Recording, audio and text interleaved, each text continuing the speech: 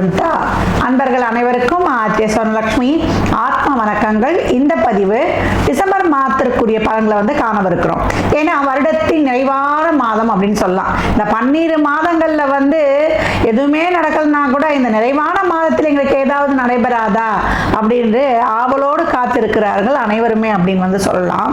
இப்போ நிறைய அதிசாரத்தில் கிரகங்கள் டிரான்சிட்டும் ஆயிருக்குது. இந்த வருடமும் ஆச்சு, சனி பயிற்சி ஆச்சு, குரு பயிற்சி ஆச்சு, நமக்கு ராகுகேது பயிற்சின்னு எல்லாமே ஆனாலும் கூட இன்னமும் எதுவும் நடக்கல. இந்த மாதத்துல காத்து வாக்கில் ஏதாவது செஞ்சுட்டு போகுமா அப்படின்னு நிறைய பேருடைய எதிர்பார்ப்பு இருக்குது. ஏன்னா அதிசாரத்தில் குருவும் பயிற்சியாகி இப்ப வக்ர நிலையை வேற அடைந்து இப்ப பின்னோக்கி வேற செல்ல போகிறார்.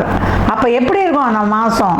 எவ்வளவு சூப்பரா இருக்குமா, சூப்பர் டூப்பரா இருக்குமா, எதிர்பார்க்கலாமா, இல்லை எங்களுக்கு ஏதாவது ஒரு பயமா இருக்குமா? அப்படி இந்த இடத்துல கட் பண்ணிடுங்க. எங்களுக்கு ஏதாவது இல்லை எங்களுக்கு ஏதாவது நாங்கள் இன்னும் விழிப்புணர்வாக இருக்கணுமா அப்படின்னு கேட்குறவங்களுக்குலாம் இந்த பதிவில் தெளிவான பலன்களை துல்லியமாக தந்துருக்கிறோம்.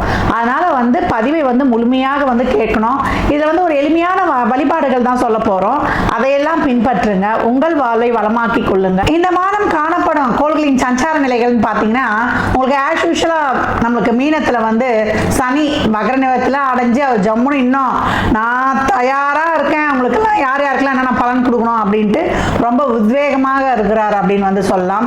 குரு உங்களுக்கு வக்ரமாகி உங்களுக்கு இப்ப அதிசாரத்தில் முன்னோக்கி போய் இப்ப பழைய நிலைக்கு மிதுனத்திற்கே பின்னோக்கி அவரும் ஜம்முன்னு அமர்ந்துட்டாரு, அமரப்போகிறார். இந்த மாசம் 5ஆம் தேதி அவர் ரெடியா காத்துக்கிட்டு இருக்காரு, எப்ப பின்னோக்கி வரலாம் அப்படின்ட்டு.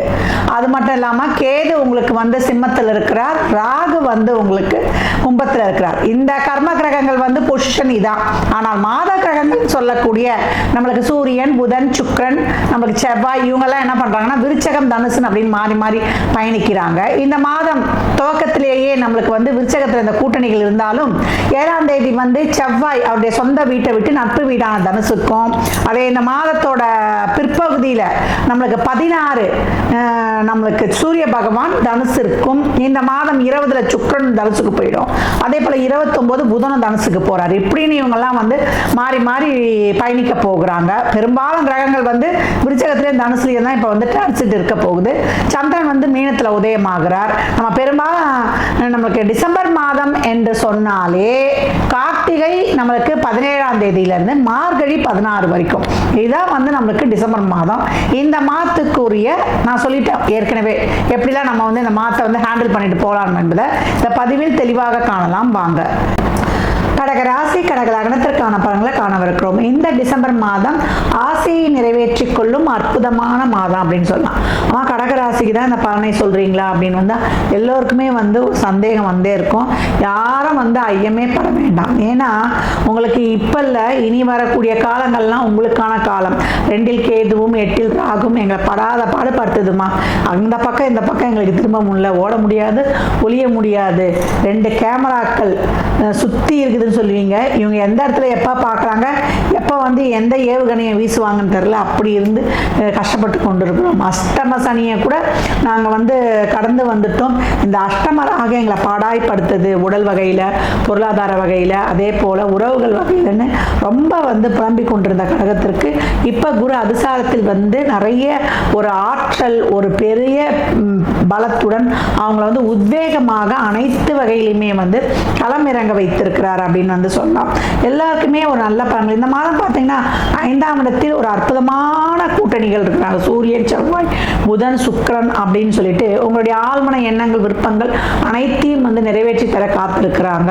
10ல் சனி, அப்புறம் மாத ஆரம்பத்திலே ராசி அதிபதியும் இணைந்து தொழில் சார்ந்த அனைத்து விதமான பிரச்சனைகளையும், வேலையே போயிடுச்சுன்றவங்களுக்கு கூட ஒரு வேலையை உங்களுக்கு அமைத்து கொடுப்பது, வேலையில் இருந்த சிக்கல்கள், பிரச்சனைகள் இதெல்லாம் உங்களுக்கு நீக்கி தருவது, வேலை சம்பந்தப்பட்ட வழக்குகள்லாம் இருந்தால் அதற்கெல்லாம் ஒரு சுமூகமான தீர்வு கிடைப்பது, இதெல்லாம் ரொம்ப அருமையாகவே இருக்குது அப்படின்னு சொல்லலாம்.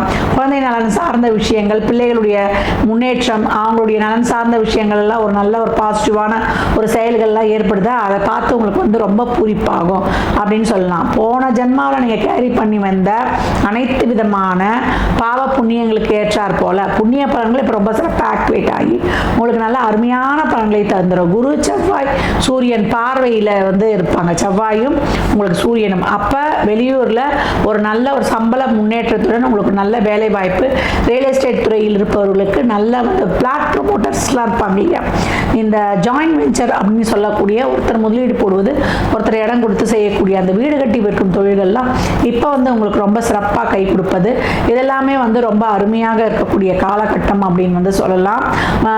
திருமணம் சார்ந்த விஷயங்கள் ஒரு நல்ல ஒரு கை கொடுப்பது, திருமணம் பற்றிய பேச்சுவார்த்தைகள், எதிர்த்தரப்புக்கு ஜாதகம்லாம் சிறப்பாக இருக்கும்போது தாராளமாக பண்ணிக்கொள்ளலாம். கணவன் மனைவிக்கு கட் பண்ணிடலாம். கணவன் மனைவிக்கிடையே இருந்த கருத்து வேறுபாடுகள்லாம் இப்போல்லாம் வந்து கொஞ்சம் கொஞ்சமாக கொஞ்சம் தீரக்கூடிய சூழல்லாம் உருவாகும். ரெண்டு பேர் வந்து ஒருத்தர் புரிந்து நம்மளுக்கு இது காலகட்டம் இப்படி தான் இருக்குது. ஏன்னா கடகத்துக்கு எப்போவுமே 7ஆம் இடம் சனியுடைய வீடாக இருக்கிறதுனாலேயே கொஞ்சம் பிரச்சனைகள் இருக்கக்கூடிய சூழலாகவே இருக்கும் அப்படின்னு சொல்லலாம். ஆயில்லையும் ரொம்ப அவசரப்பட்டு முடிவெடுத்துடாதீங்க. பூசம் எப்போ உறவு கிட்ட கொஞ்சம் விட்டு கொடுத்து போயிடுங்க.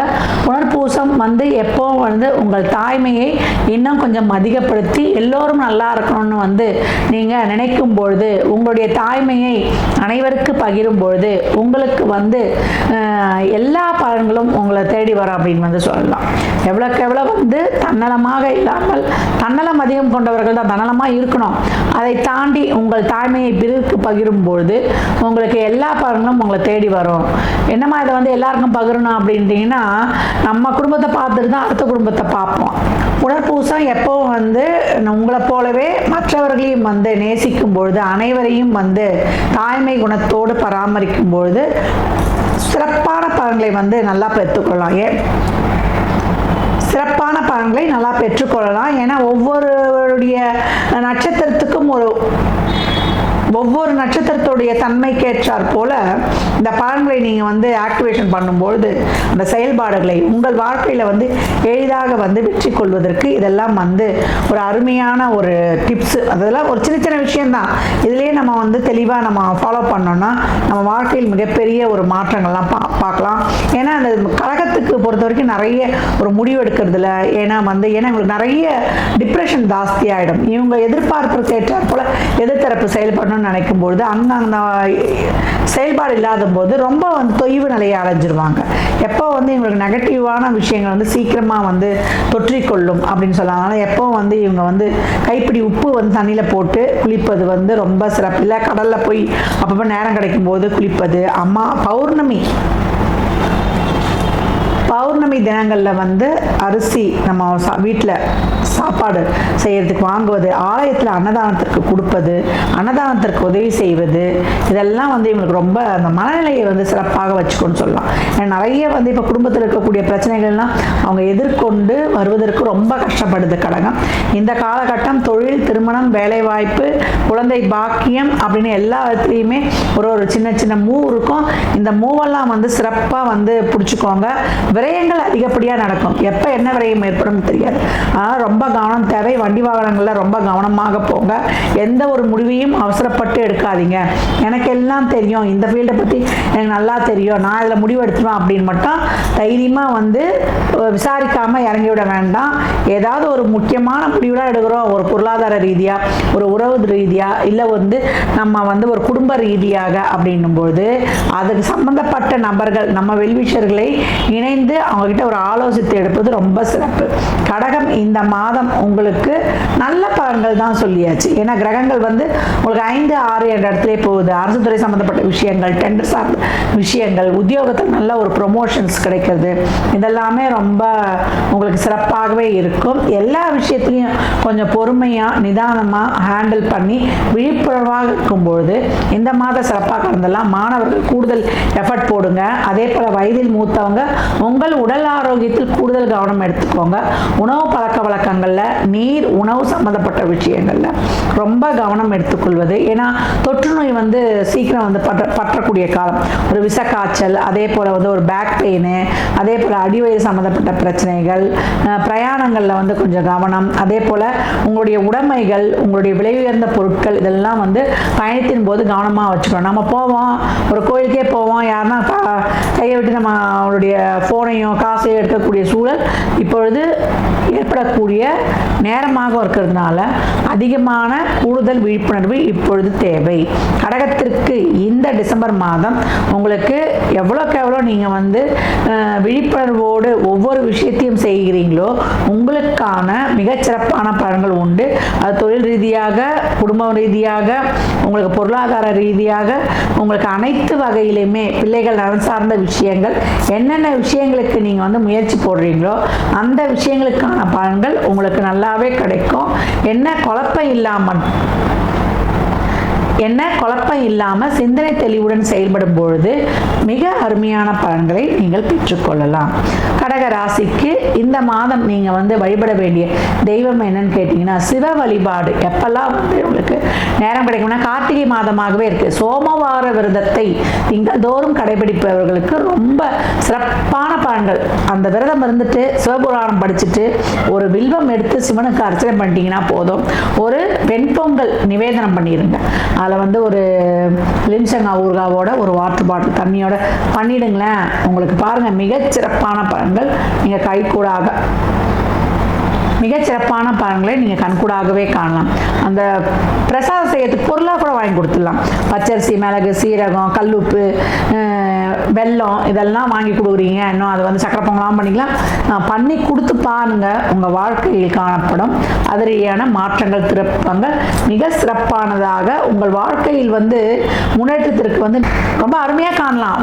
இதெல்லாம் வந்து நீங்கள் வாங்கி கொடுக்கும்பொழுது உங்கள் வாழ்க்கையில் மிக சிறப்பான முன்னேற்றங்களை அனைத்து வகையிலுமே, அது பொருளாதார முன்னேற்றம் இல்லை, ஒரு தொழில முன்னேற்றம், ஒரு வந்து நம்ம வாழ்க்கையில் வந்து நிறைய வசதி வாய்ப்புகளை பெருக்கிக் கொள்வதற்குன்னு எல்லா வகையிலுமே நல்ல ஒரு பிராண்டட் லைஃப் இப்போ வந்து உங்களுக்கு கிடைக்கும்.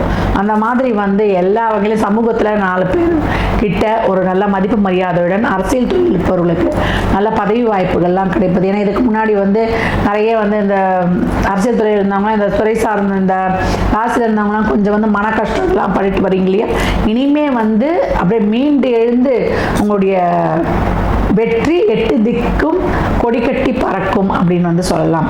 கடகம் இனி வருவது உங்களுக்கு கனிவான காலங்களே. கடக ராசிக்கு என் நல்வாழ்த்துக்களை தெரிவித்துக் கொள்கிறேன்.